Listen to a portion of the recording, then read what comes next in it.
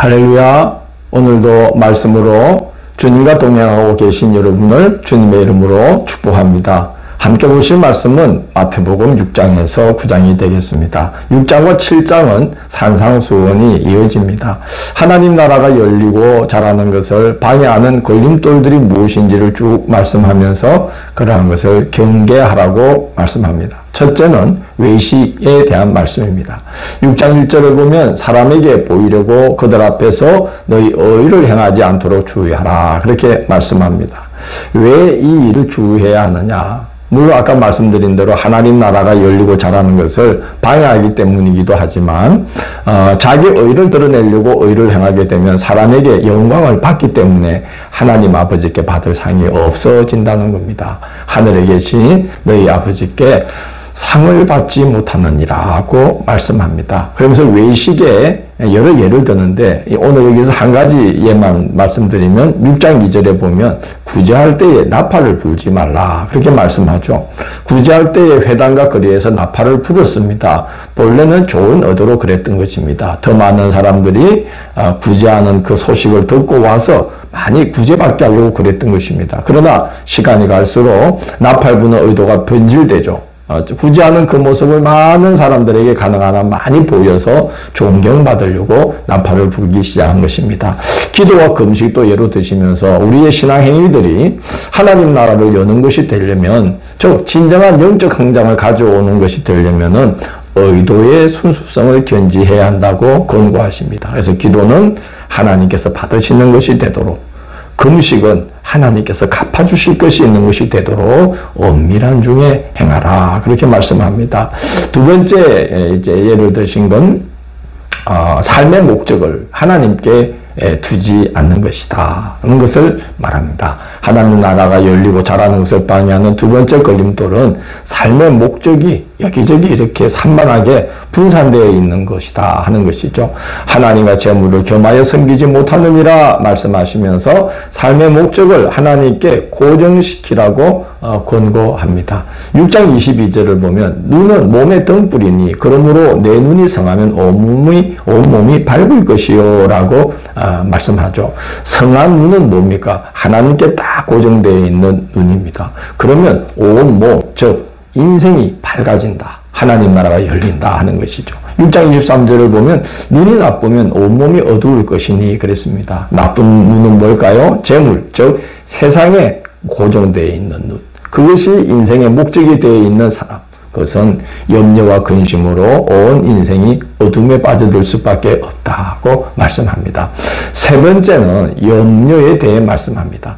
하나님 나라의 백성은 뭘 먹을까? 뭘 입을까? 뭘 마실까? 염려하면 안 된다는 거죠. 왜냐? 염려가 바로 세상에 눈을 고정하게 만들기 때문에 그렇습니다. 그래서 하나님 나라가 자라지 못합니다. 예수님의 씨 뿌리는 비유를 보면 가시떨기에 뿌려졌다는 것은 말씀을 들으나 세상의 염려와 재물의 유혹에 말씀이 막혀 결실하지 못하는 자요라고 말씀을 했습니다. 그래서 이 염려는 하나님 나라가 열리고 자라는데 아주 걸림돌이 되는 그런 것이죠.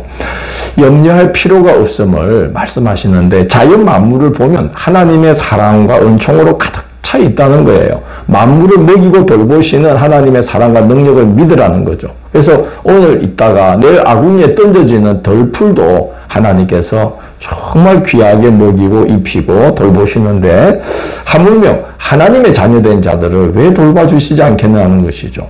그리고 말씀하시기를 더 귀중하고 좋은 것도 주시는 하나님인데 그보다 못한 것은 얼마든지 주신다는 것을 설명해 주십니다.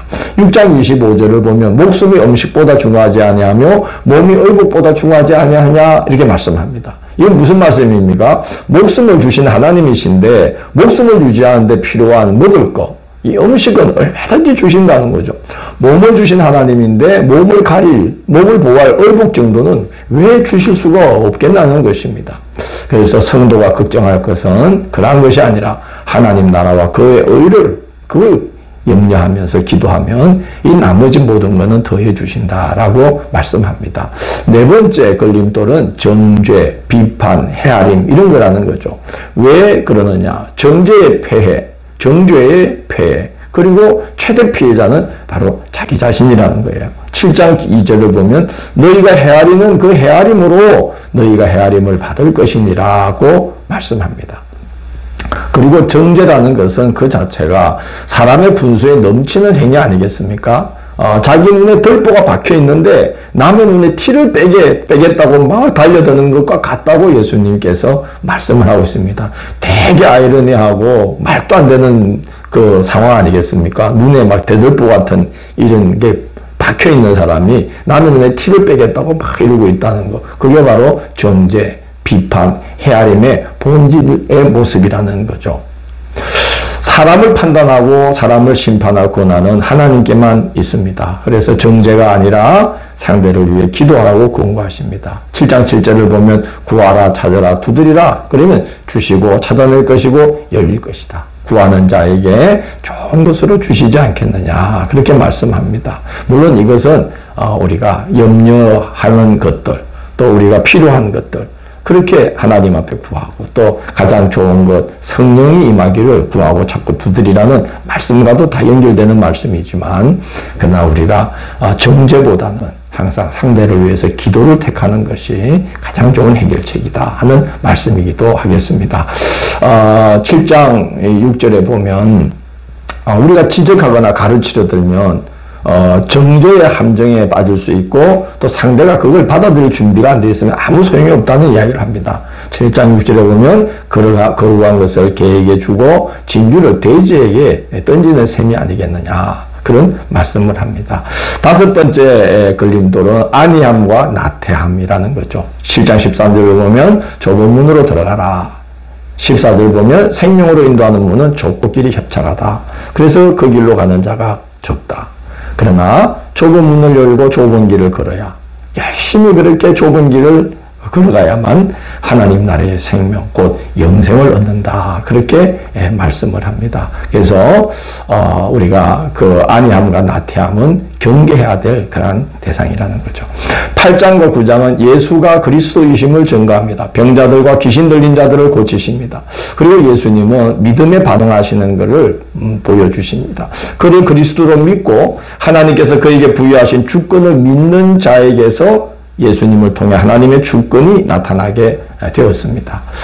그리고 그 사역은 하나님께서 예수님이 하신 여러 일들 중에 또 하나이다라고 이야기합니다. 9장 35절에서 마태는 예수님의 사역의 내용을 이렇게 증거합니다. 예수께서 모든 도시와 마을에 두루 다니사 그들의 회당에서 가르치시며 천국 복음을 전파하시며 모든 병과 모든 약한 것을 고치시니라 이렇게 말씀합니다.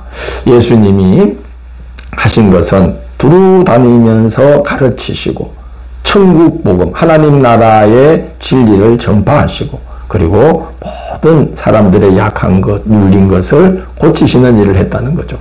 예수님의 그 모든 사역은 긍휼과 사랑의 바탕을 두고 있었습니다. 9장 36절을 보면 무리를 보시고 불쌍히 여기시니 이는 그들이 목자 없는 양과 같이 고생하며 기진함이라. 이렇게 마태가 그 상황에 대한 이제 언급을 하고 있습니다. 구약의 선지자들이 오시리라고 예고하신 대로 악한 목자들에게 잡혀먹는 양떼와 같이 불쌍한 그 백성들을 긍휼과 사랑으로 돌보시는 선한 목자로 또 백성을 돌보시는 그런 신실한 목자로 예수님이 오셔서 그 양무리들을 하나님의 마음으로 하나님의 능력으로 돌보고 가르치고 치유하셨다는 것입니다. 우리가 이 하나님, 이 예수님의 그 돌봄을 받고 있는 주님의 사람들임이 참 감사한 일이죠. 내일 10월 8일 금요일은 마태복음 10장에서 12장을 이 세대를 무엇으로 비유할까라는 제목으로 살펴보도록 하겠습니다. 오늘도 함께해 주셔서 감사합니다.